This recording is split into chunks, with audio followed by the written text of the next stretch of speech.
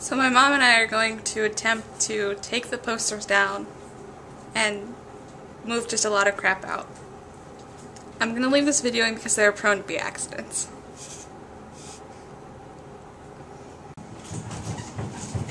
That looks stable.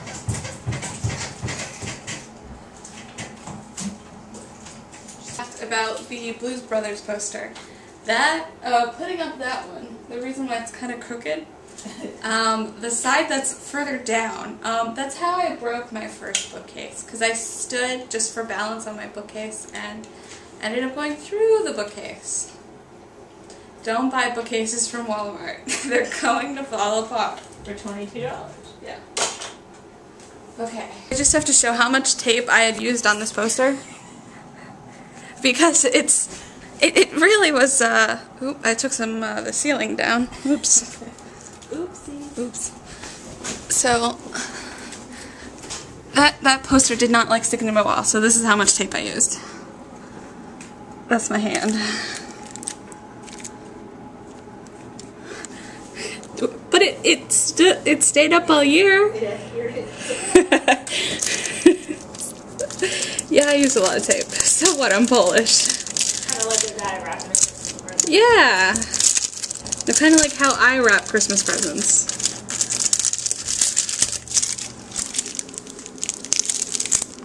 Yay, tape. So the end result. Look at the empty space. And then all my drawers except for the top one are empty. And then all these are empty. Woo. It's scary in an empty room, and it's really echoey, and I don't like it. Oh well. See, and I use the bookcase as like a little table because I just put everything on here, and now I have to put everything on those. So those are being cluttered all the time now. Ugh. Oh well.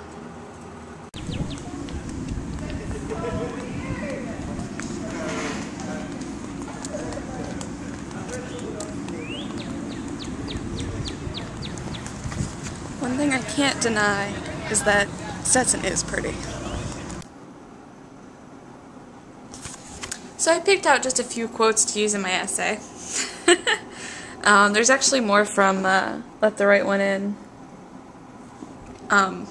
Probably because I'm just skimming it. Like, I didn't reread it or anything, I'm just skimming it. I'm like, oh my god, I remember why I love this book so much.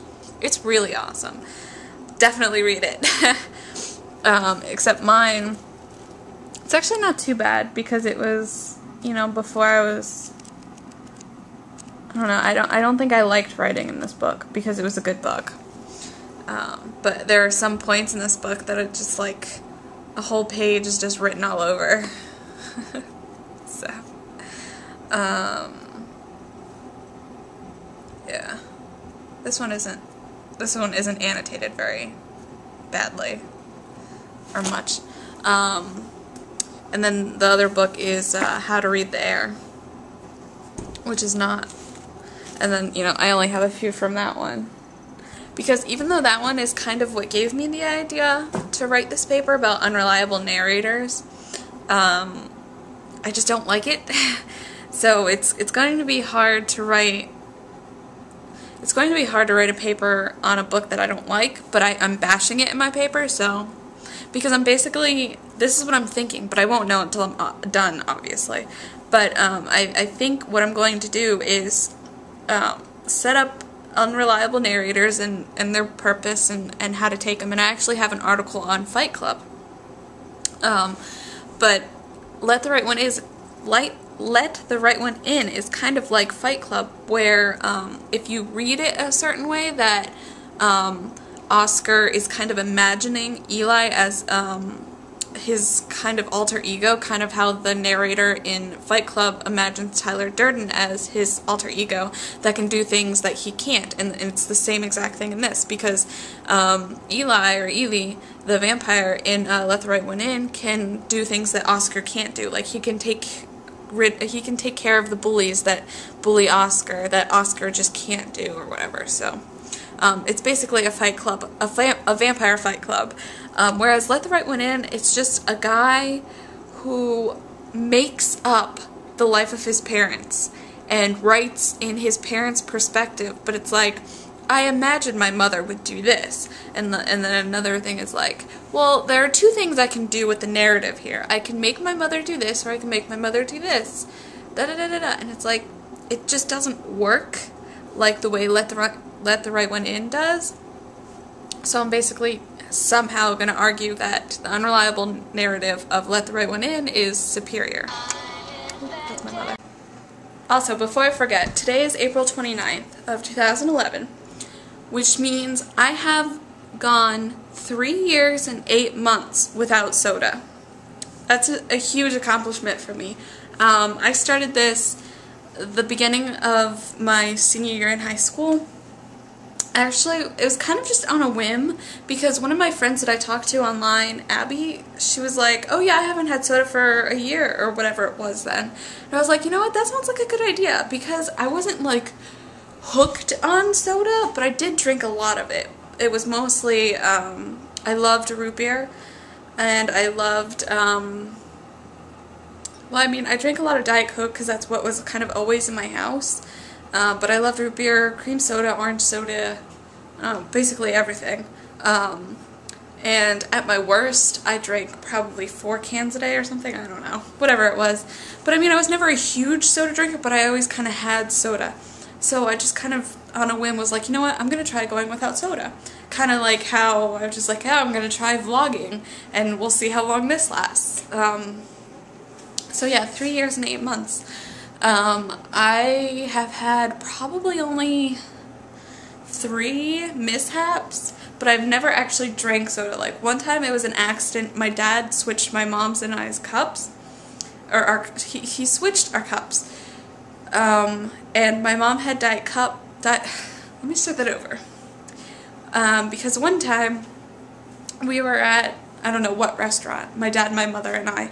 My mom and I went to the bathroom, and then my dad accidentally switched our cups around, because I think he like took a drink out of my mom's and put it down where mine was or something, so mixed them up, and I accidentally took a sip of Coke or whatever it was. My stomach didn't like that at all. It was just a sip. And then a second time I ordered a blue slushie at TGI Fridays, and I didn't realize they used, whatchamacallit, Sprite. I didn't realize they used Sprite in that drink, so I maybe took 3 sips of that. And then I guess you can call this, but we went to Wizarding World of Harry Potter a couple months ago in January, and I had a sip of butterbeer, and I know that has a little bit of soda in it, but I've never, like, so that's 6 sips of soda over 3 years and 8 months. I mean, I've never, so I don't really consider that drinking soda. I mean, like, as opposed to taking a can, opening, and drinking. So, and the 2 were by mistake, and 1 was just to taste what a butterbeer tastes like. But I can't really actually drink soda, otherwise I get sick, physically sick, so. But it's an accomplishment for me, and I always feel good about it, so just wanted to share. I'll be excited in August, because August 29th is when it's a year, so it'll be 4 years, August 29th. I'm excited. Oh, and I'm actually doing laundry right now, so to procrastinate another hour from doing my essay, I'm gonna exercise. Why not?